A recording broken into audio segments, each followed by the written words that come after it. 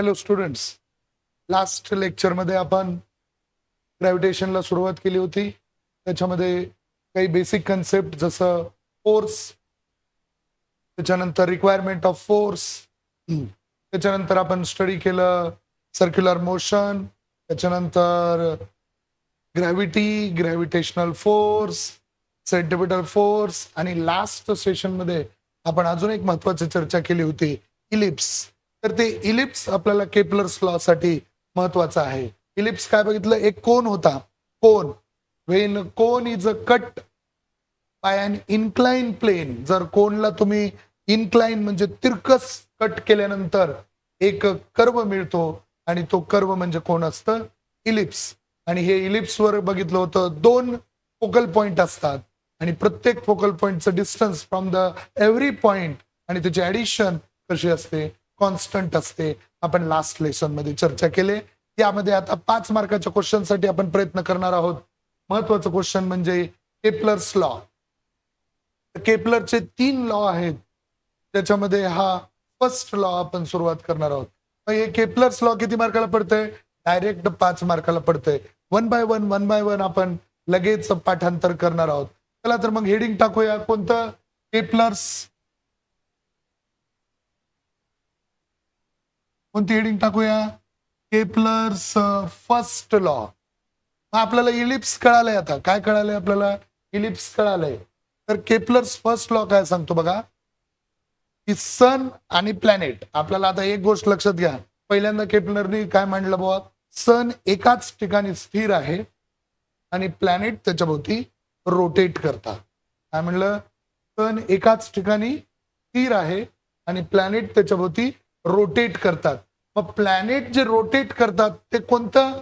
ते orbit circular नसून कसं आहे, ते ऑर्बिट इलिप्स आहे.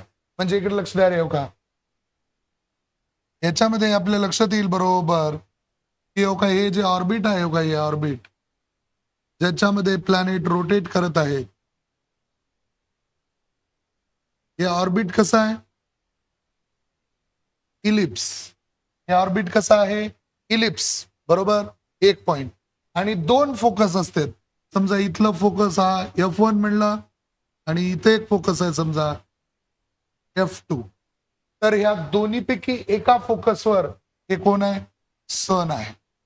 पहिला लॉ एवढाच आहे. The orbit of a planet is an ellipse with the sun is at one of the foci. Foci म्हणजे हे अनेक वचनी वापरलंय. फोकस दोन आहेत, अनेक वचनी फोकाय शब्द वापरलाय. म्हणजे दोन्हीपैकी एका फोकसवर कोण आहे? सन. आणि ऑर्बिट कसं आहे? इलिप्स. ऑर्बिट कसं आहे? इलिप्स. क्लिअर आहे एवढं? मग दोन गोष्टी येतात. सन कुठं आहे? फोकसवर. सन कुठं आहे? फोकसवर. आणि प्लॅनेट हे जे रोटेट करतात ते ऑर्बिट कोणता आहे? इलिप्स. ते ऑर्बिट कोणता आहे? इलिप्स. आता तुम्ही म्हणाल सर हे सर्क्युलर ऑर्बिट नाही पण इलिप्स आहे, याच्यामुळे काय फायदा होतो? बघा नीट समजून घ्या. इकडं फायदा समजून घेऊ आपण. रे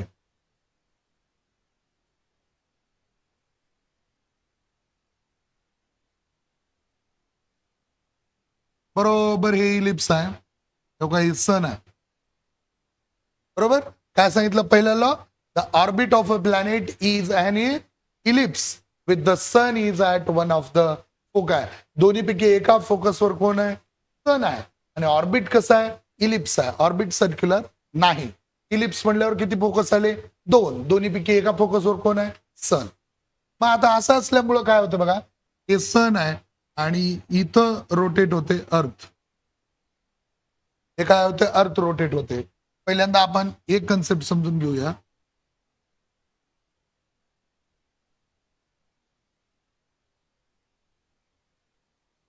हे अर्थ रोटेट होते. बघा रे, आता एप्रिल मे, समजा हे जून चालू आहे, तर हे मे मध्ये सन अर्थ रोटेट होत होत इथं राहते. मग हे distance between sun and planet आपण आर न दाखवलं. बरोबर. इकडे समजून घ्या, distance between sun and planet कशाने दाखवलं? आपण आर न दाखवलं. तर आता सन पासून फार जवळ अर्थ प्लॅनेट आहे. सन पासून फार जवळ अर्थ प्लॅनेट आहे. म्हणजे याचा अर्थ काय होणार? ऊन जास्त लागणार. म्हणजे तो ऋतू, ते सीझन कोणता आहे? उन्हाळ्याचं सीझन. आलं लक्षात? मग आता थोडं पावसाळ्याकडे चाललो आपण. म्हणजे काय होत चाललं? सन पासून प्लॅनेटचं डिस्टन्स वाढत चाललं. सन पासून प्लॅनेटचं डिस्टन्स काय होत चाललं? वाढत चाललं. तर जून हो का जुलै पर्यंत इकडे आलो आपण समजा. तर सन पासून डिस्टन्स वाढल्यामुळं ऊन कमी लागणार आणि पावसाळा चालू होणार. पावसाळा जून, जुलै, ऑगस्ट, सप्टेंबर, ऑक्टोबरच्या दरम्यान आपण इथं आहोत. म्हणजे सन पासून अगदी जास्त डिस्टन्सवर आहोत. याचा अर्थ काय होणार? ऊन फारच कमी लागणार म्हणजे थंडी वाजणार. मग हे थंडीचे दिवस चालू झाले. सप्टेंबर, ऑक्टोबर, नोव्हेंबर, डिसेंबर, जानेवारी. परत मग सणच्या जवळ चाललो. फेब्रुवारी, मार्च, एप्रिल, मे. हे बघा हे जे जवळ-जवळ चाललो का सणच्या आपण. इथं जवळ-जवळ चालल्यावर काय होतंय? हळू-हळू ऊन लागायला चालू होते. अशा पद्धतीनं ऑर्बिट इलिप्स आहेत आणि ऑर्बिटमध्ये अर्थ रोटेट करत आहे. म्हणून हे सीझन्स पण आपल्याला पाहायला मिळतात. बघा नाहीतर सीझन्स नसते तर ऑर्बिट सर्क्युलर असतं तर कुठेही जा, हे डिस्टन्स किती असतं? आर सेमच असतं का नाही? ऑर्बिट जर सर्क्युलर असते तर एकच ऋतू राहिला असता कोणताही. बघा तुम्ही विचार करा कोणता ऋतू राहिला असता जर ऑर्बिट सर्क्युलर असतं तर. म्हणजे ऑर्बिट इलिप्स आहे. कुठेतरी सायन्स सुद्धा आपलं फेल होतंय की बाबा ऑर्बिट इलिप्सच काय म्हणलं तर याचं काही आन्सर आहे का आपल्याकडे? नाही. याच्यामुळे लक्षात घ्यायचं आहे की सायन्स कुठेतरी फेल होतं. अशा काही गोष्टी आहेत ज्याचं सायन्स सुद्धा तिथं विचार करणं थांबतं की बाबा हे असं काय? हे असं आहे म्हणून फायदा का होतो? अजून एक दुसरा फायदा बघा.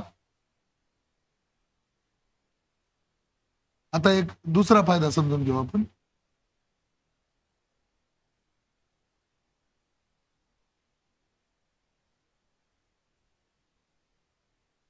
बघा रे इकडे लक्ष द्या. आता हे सन आहे आणि इथं आपलं अर्थ प्लॅनेट आहे जे असं रोटेट होतं. नीट समजून घ्या.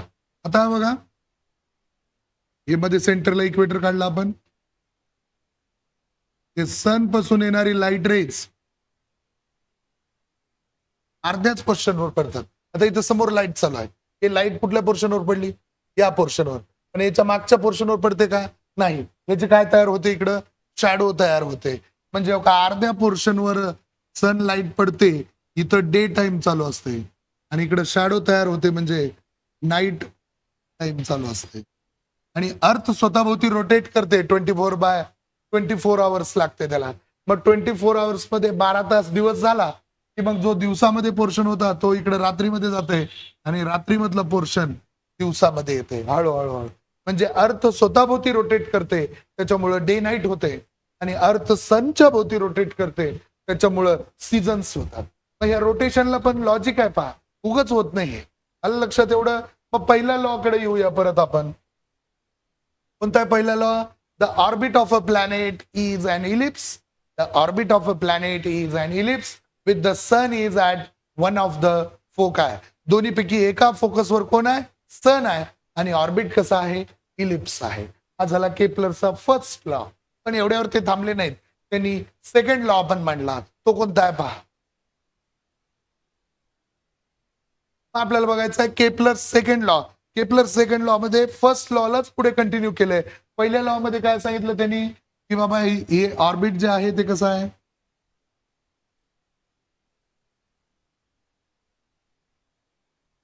ऑर्बिट जे आहे ते कसं आहे? इलिप्स आहे. मग त्यांनी असा विचार केला की एक लाईन जॉईन करायची आहे. हो का हे प्लॅनेट आहे. हो का हे प्लॅनेट आहे आणि हे ज्या ऑर्बिटमध्ये रोटेट करतं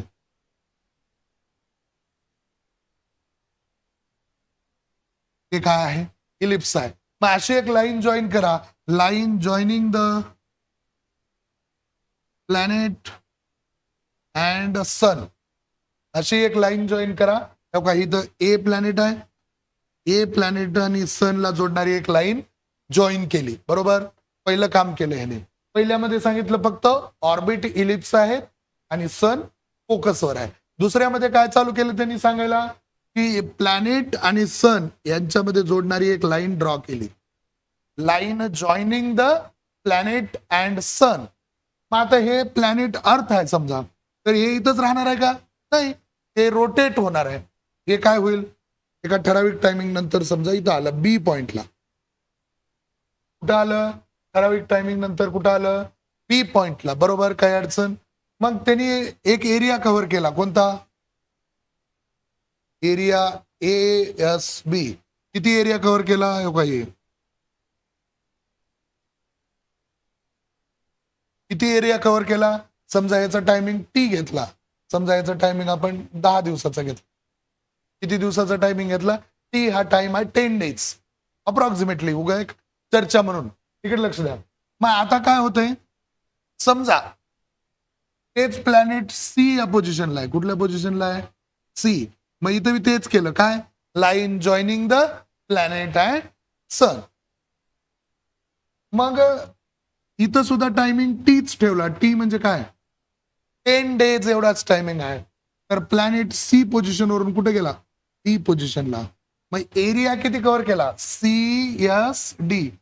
कोणता कोणता? एरिया CSD कव्हर केला. कोणता एरिया? CSD. म्हणजे कोणता? त्याला जरा जरा दुसऱ्या कलर मध्ये आपण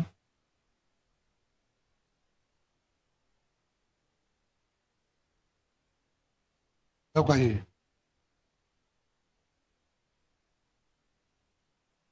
एरिया कोणता आहे? Area CSD. आणि हा एरिया कोणता होता? Area ASB. बरोबर. प्लॅनेट तेच आहे समजा, प्लॅनेट तेच आहे. मग एक ठराविक टायमिंग मध्ये प्लॅनेट ए पासून बी पर्यंत गेलं, त्यावेळेस एरिया कव्हर केला ASB. आणि तेवढाच टायमिंग आहे, तेवढ्याच टायमिंग मध्ये समजा प्लॅनेट गेला टी पोझिशन वरून डी पोझिशनला आणि एरिया कव्हर केला CSD. काय कव्हर केलं? Area CSD. टायमिंग जर सेम असेल तर हे दोन एरिया कोणते कोणते? एरिया ASB आणि एरिया CSD काय असतात? इक्वल असतात. म्हणजे याचा अर्थ काय? गेल्या वर्षीची एक कन्सेप्ट आठवूया आपण. Wien body covers equal distance in equal time, when a body covers equal distance in a equal time, then we can say that motion is a uniform motion. म्हणजे जेव्हा बॉडी इक्वल टायमिंग मध्ये equal distance cover करत असेल तर त्याला आपण uniform motion म्हणतो. आता जरी इथं वाटलेलं आहे की बाबा हे हे हे थोडे इथं एरियाची जाडी जास्त आहे, इथं लांबी जास्त आहे, टोटल एरिया जर कॅल्क्युलेट केला तेवढाच येते. आणि इथं सुद्धा हे का एखादं प्लॅनेट ई पासून एफ पर्यंत जात असेल, याच्यासाठी सुद्धा लागणारा टाइम कोणता आहे? याच्यासाठी सुद्धा लागणारा टाइम जर आपण टीच घेतला तर हा जो एरिया आहे,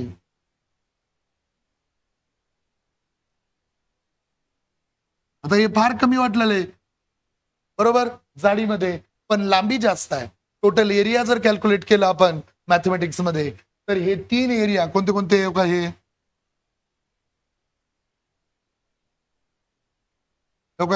area number 1, area number 2, area number 3. कोणते कोणते एरिया आहेत? मग हे तिन्ही लिहून टाकू. Area ASB is equal to area CSD is equal to area ESF. बघा रे, 3 एरिया काय असतात? इक्वल असतात. मग स्टेटमेंट एकदम इझी.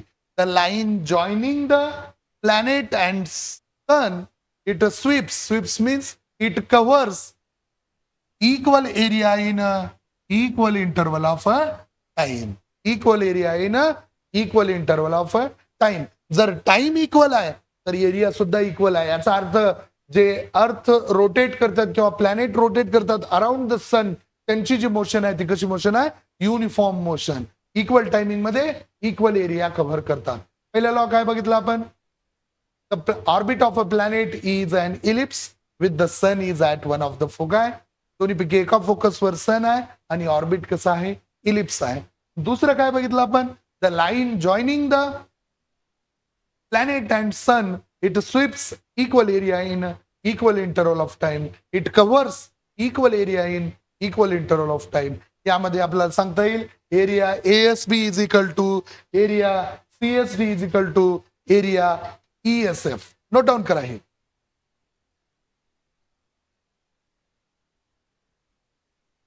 घेतलो का मग लिहून? तर आता आपल्याला तिसरा लॉ बघायचा आहे. 2 बघितले आपण. केपलर्स थर्ड लॉ काय बघूया, समजून घ्या. तर हे ऑर्बिट कसा आहे? ऑर्बिट कसा आहे? इलिप्स. ऑर्बिट जर इलिप्स आहे तर दोन्ही पैकी एका फोकसवर कोण आहे? सन आहे. आणि इथं एक ए हा प्लॅनेट आहे. आणि या दोघांमधलं डिस्टन्स आपण काय करूया? आर समजूया.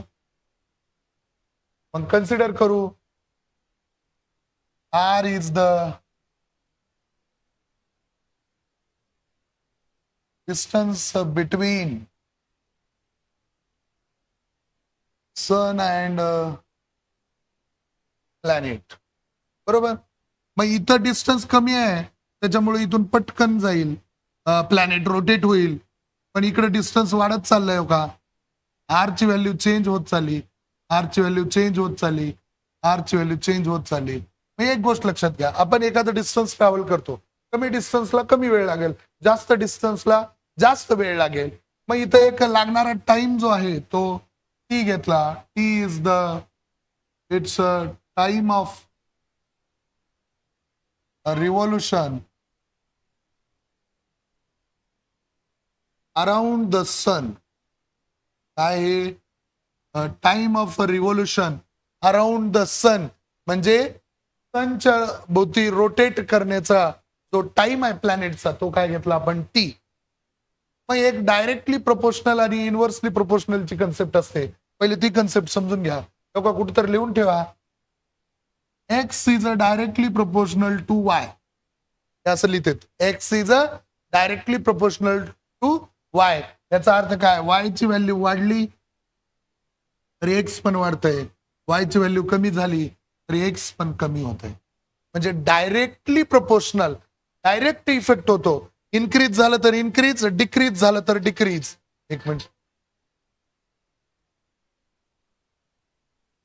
क्वेश्चन काय विचारलाय? Find out the unit of a gravitational constant capital G. किती मार्काला? 3 मार्काला बोर्डात पडलेला क्वेश्चन आहे. मग लिहायचं वी नो दॅट. आपणास माहित आहे. काय माहित आहे? माझ्या ऑफलाईनचे विद्यार्थी म्हणतात डेकळ जमत नाही. काय माहित आहे? की न्यूटन्स युनिव्हर्सल लॉ कोणता? According to Newton's universal law of gravitation. काय formula? F is equal to G M1 M2 upon R square घ्या किंवा डी स्क्वेअर. कधी मध्ये आर स्क्वेअर पण घेऊ आपण. आर म्हणजे पण डिस्टन्सच आहे, डी म्हणजे पण डिस्टन्स. मग आता काय करूया? कशाचं युनिट काढायचं आपल्याला? Capital G. मग काय करू आपण? हे आर स्क्वेअर डिवायडेशन मध्ये आहे, याला मल्टिप्लिकेशन मध्ये घेऊन गेलो. आर स्क्वेअरला इकडे घेऊन गेलो, इकडे काय उरलं? 3 M1 M2. मग हे M1 M2 मल्टिप्लिकेशनचं इकडे गेल्यावर कशामध्ये जाईल? डिव्हिजन मध्ये. मग capital G is equal to काय राहिलं? F into R square by M1 M2. जर याला सरळ लिहू, capital G is equal to काय? F into R square by M1 M2. तर सगळ्यांचे युनिट टाकले. Now put the units. Now put the units. या सगळ्यांचे जर युनिट्स टाकले तर बघा कसं होईल.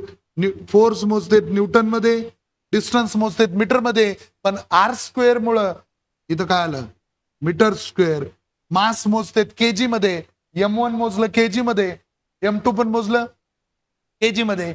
M1 M2 KG into KG काय होईल? KG square. हे newton metre square divided by KG square. त्याला लिहायचं असं newton metre square per KG square. 3 मार्काला बोर्डामध्ये पडलेला प्रश्न आहे. एवढं डीप कोणी जात नाही बेटा. सायन्स मध्ये, फिजिक्स मध्ये सुद्धा न्यूमेरिकल्स किंवा जो हार्ड पोर्शन आहे त्याच्याकडे कोणी जातच नाही. बऱ्याच टीचर्सला सुद्धा या गोष्टी समजत नाहीत. का बरं? हे थोडं हार्ड आहे. तरी सुद्धा आपण सगळ्या गोष्टी मी तुम्हाला शिकवणार आहे. प्रॅक्टिसनं तुम्हाला जमतील, एक दिवसात लगेच येणार नाही. कसं आलं युनिट, मग कोणतं आलं unit? Newton metre square per KG square. आलं का लक्षात? हे कोणतं बघितलं आपण? Newton's universal law of gravitation. काय होती त्याची statement? According to this theory, every object in this universe attracts every other object with a definite force, and this force is directly proportional to product of their masses and universally proportional to the square of a distance between them. आणि त्याचा एक formula तयार झाला, F is equal to capital G m1 m2 upon r square. बरोबर. Capital G काय मग? It is the constant of proportionality, किंवा त्याला दुसरं नाव आहे, it is also called as a universal gravitational constant. त्याला दुसरं नाव काय? Universal gravitational constant. आणि ज्याची व्हॅल्यू आहे capital G is equal to 6.67 into 10 to the power -11 newton metre square per KG square. आलं का लक्षात? एकदम इझी, पहा समजून घ्या. रेडी? ओके. थोडस पुढे जाऊ आता थोडं एक कन्सेप्ट आपल्याला लक्षात आली. डी किंवा आर आपण डिस्टन्स घेतो, पण आता जे एक्झाम्पल घेतलं त्याच्यामध्ये एक ऑब्जेक्ट होता सर्क्युलर आणि दुसरा पण ऑब्जेक्ट होता सर्क्युलर. दोन ऑब्जेक्ट जर एक्झॅक्टली सर्क्युलर असतील किंवा स्पेरिकल असतील, if two object are exactly spherical, then distance calculated. ह्याचं एक सेंटर आहे, याचं एक सेंटर आहे, या दोघांच्या सेंटर मधून बरोबर आपण काय काढणार? डी कॅल्क्युलेट करणार. म्हणजे ऑब्जेक्टच्या शेप वरून लक्षात येते की डी कुठून कॅल्क्युलेट करायचा आहे. बघा रे, if the two bodies are exactly spherical, then value of D is the distance between the two centre. दोन बॉडी जर एक्झॅक्टली स्पेरिकल आहेत तर त्यांचे सेंटर जोडणारी एक लाईन ड्रॉ करायची, आणि त्या लाईनला मीटर मध्ये मोजलं की ते काय होतंय? डिस्टन्स डी होतंय. जर दोन बॉडी कशा असतील? एक्झॅक्टली स्पेरिकल असतील तर. If two bodies are exactly spherical, then distance d calculated between the two centres. आलं लक्षात? जर दोन बॉडी एक्झॅक्टली स्पेरिकल नसतील तर, आता एक्झॅक्टली स्पेरिकल नाहीत पण त्यांना जॉमेट्रिकल शेप आहे. If the two bodies are not exactly spherical but they have a geometrical shape, म्हणजे त्यांचा शेप कुठल्या ना कुठल्या जॉमेट्रीमध्ये बसतो. रेक्टँगल असेल, ट्रायंगल असेल, स्क्वेअर असेल, या पद्धतीनं कुठल्या ना कुठल्या जॉमेट्रिकल शेप असेल, तर अशा वेळेस आपण काय करतो? बघा रे, हे काही ट्रायंगल ABC आहे, मॅथमॅटिक्सचा कन्सेप्ट आहे, आणि हा पण ट्रायंगल ABC आहे. किंवा एक ट्रायंगल आहे, असं पण होऊ शकतं. ट्रायंगल, एक ट्रायंगल आहे आणि एक असं रेक्टँगल आहे. पण डिस्टन्स कुठून कॅल्क्युलेट करायचं? तर हे का, हे अशा पद्धतीनं तुम्ही काढला असेल मीडियन्स, इथं जो पॉइंट तयार होतो ह्याला म्हणतात सेंट्रॉइड. काय म्हणतात? सेंट्रॉइड. ह्याला पण डायगोनल्स दोन्ही काढले आणि इथं जो पॉइंट तयार होतो हा सुद्धा सेंट्रॉइड आहे. या दोन सेंट्रॉइड मधलं जे डिस्टन्स आहे ते कॅल्क्युलेट करायचं. D, the value of D is depend upon the shape. कसा शेप आहे? जॉमेट्रिकल शेप असेल तर सेंटर येणार नाही, सेंट्रॉइड येते. सेंट्रॉइड. बरोबर. कसं येते सेंट्रॉइड? याचं सेंट्रॉइड काढलं, नंबर 1 अशा पद्धतीनं. हा पॉइंट म्हणजे काय असते? सेंट्रॉइड. हे पण काय होईल मग? हे बी काय झालं? सेंट्रॉइड. अशी एक लाईन ड्रॉ करा जी कोणाला जॉईन करेल? दोन सेंट्रॉइडला जॉईन करेल. तर distance d is between the two centroids. बरोबर. आता अजून एक तिसरा प्रश्न. If the two bodies are exactly spherical, then distance d calculated between the two center. If the two bodies are not exactly spherical but they have a geometrical shape, then distance d calculated between the two centroids. आता एक प्रश्न पडला, if the two bodies are not a spherical and don't have a geometrical shape, ज्यांचा irregular shape आहे, अशांचं काय करायचं? ज्यांचा shape कुठल्याच जॉमेट्री मध्ये बसत नाही, कुठंच बसत नाही, असा इरेग्युलर शेप असेल तर अशा वेळेस काय करायचं? डिस्टन्स इथून घेतलं तर हे कमी होतंय का? हे इकडून घेतलं तर हे जास्त होतंय. नेमकं घ्यायचं कुठून? मग त्याला पण लॉजिक असलं पाहिजे. इथून घ्या, तिथून घ्या असं म्हणता येत नाही. त्याला काय पाहिजे, लॉजिक पाहिजे. काय लॉजिक आहे मग? तर एक कन्सेप्ट आहे ते, एक असा पॉइंट तुम्हाला इमॅजिन करावा लागेल. कसा? असा पॉइंट एक इमॅजिन करावा लागेल. फॉर एक्झाम्पल हे बघा, तो पॉइंट एखाद्या वेळेस हे बघा बॉडीच्या मध्ये पण असू शकतो किंवा बॉडीच्या बाहेर पण असू शकतो. असा पॉइंट इमॅजिन केला काय? असा पॉइंट इमॅजिन केला जो बॉडीच्या मध्ये पण आहे आणि बॉडीच्या बाहेर पण आहे. आणि असं इमॅजिन करावं लागेल की या संपूर्ण बॉडीचं जे मास आहे ते कुठं कॉन्सन्ट्रेट झालंय? त्या एकाच पॉइंटला एकवटलेलं आहे. जसं पूर्वीच्या काळात होतं बघा, फार मोठा योद्धा राहायचा आणि त्याचा जो जीव आहे तो कुठल्या तरी एका छोट्याच्या अंगठ्यामध्ये, कानामध्ये किंवा नाभीमध्ये असं कुठं ना कुठं त्याचा जीव राहायचा. तो पॉइंट म्हणजे काय म्हणूया आपण? सेंटर ऑफ मास म्हणते त्याला. काय म्हणते? Centre of mass. मग सेंटर ऑफ मास काय असते? सेंटर ऑफ मास असा एक पॉइंट आहे जो बॉडीच्या मध्ये पण असू शकतो किंवा बॉडीच्या बाहेर पण असू शकतो. आणि तिथं काय विचार इमॅजिन करतो आपण की ह्या बॉडीचं संपूर्ण मास कुठे एकवटलेला आहे, त्या एकाच पॉइंटला कॉन्सन्ट्रेट झालेला आहे. तो पॉइंट म्हणजे त्याला म्हणायचं सेंटर ऑफ मास. डेफिनेशन बघा एकदम सोपी. The centre of mass of an object is a point. Centre of mass of an object is a point. तो एक काय आहे? पॉइंट आहे. कसा पॉइंट आहे? Inside or outside the object. ऑब्जेक्टच्या मध्ये बी असू शकतो, ऑब्जेक्टच्या बाहेर बी असू शकतो. At which the total mass of object can be अजून आपण असं इमॅजिन करतो की बॉडीचं जे टोटल मास आहे त्या पॉइंटला काय झालेलं आहे? कॉन्सन्ट्रेट झालेला आहे, एकवटलेला आहे.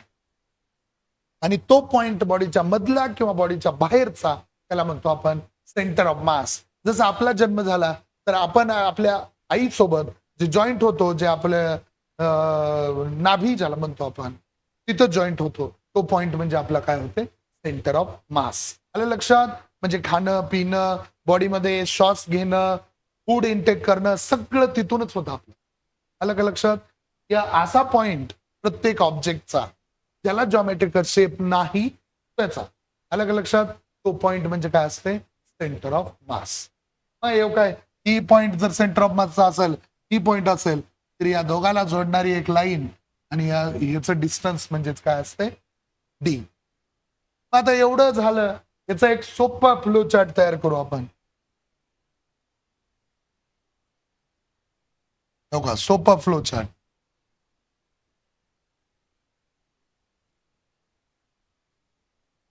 If the two bodies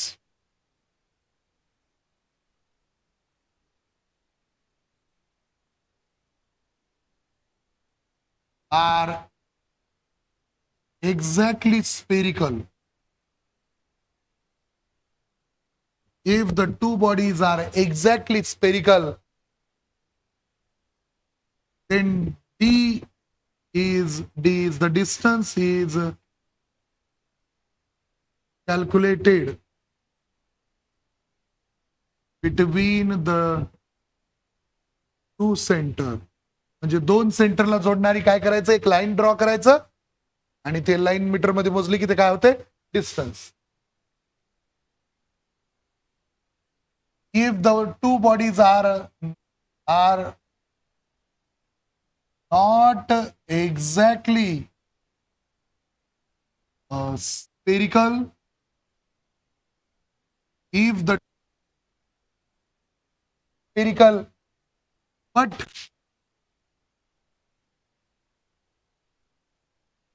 they have geometrical shape. Body जर स्पेरिकल नाही पण जॉमेट्री मध्ये कुठल्या ना कुठल्या शेप मध्ये येत असेल तर इथं डी जे कॅल्क्युलेट केलं जातं, डी इज कॅल्क्युलेटेड